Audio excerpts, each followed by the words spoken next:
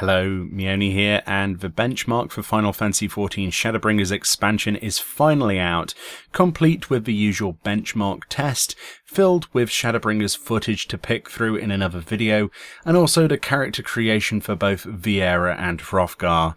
In this first video, however, I just want to show the benchmark on its own and share my score. I did this last year. Bear in mind that the score reduces significantly due to me actually recording it with software whilst it actually plays, but I'll include an actual score that it actually gave me whilst I was not recording just at the end as well for comparison. I run Windows 10 Pro on an AMD Ryzen 5 1600 6-core processor with a NVIDIA GeForce 980 Ti, which has 6GB of GPU RAM on that, with 16GB of conventional RAM installed on the computer, and my game is installed on an SSD. This is what in 1920 by 1080 in borderless window mode, how I usually would play the game on the default maximum settings option, so let's see what we actually get.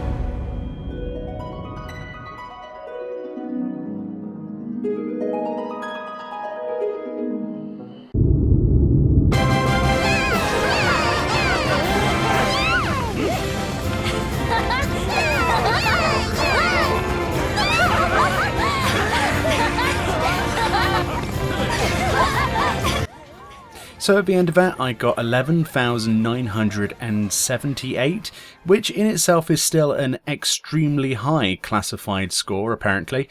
Without the recording software running, we actually pulled a score of 12,118, which had an average frame rate of 90.75 frames per second and a total loading time of 18.316 seconds.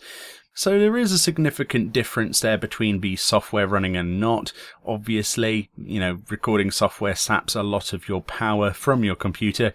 But in general, I'm not too surprised by the numbers. They're fairly average. In the grand scheme of things, it's very similar to the Stormblood scoring system, which if I ran that benchmark, it gave me a score of 12,488, so there really isn't that much in it between the two benchmarks. They managed to make it pretty much the same. I would say that the Shadowbringers benchmark is just slightly more demanding than Stormblood's, but what can we really gauge from this? If you can run Stormblood on Ultra now, it's pretty much a given that that's not going to change. This is a perfect opportunity to test your machines out and see if you're prepared for Shadowbringers or not. In general, the game's not too demanding, and keeping Final Fantasy XIV available for PlayStation 4 as well, you can be sure that that won't really change for the foreseeable future. Either way, feel free to share your setups and scores in the comment section below, and I'll see you all next time.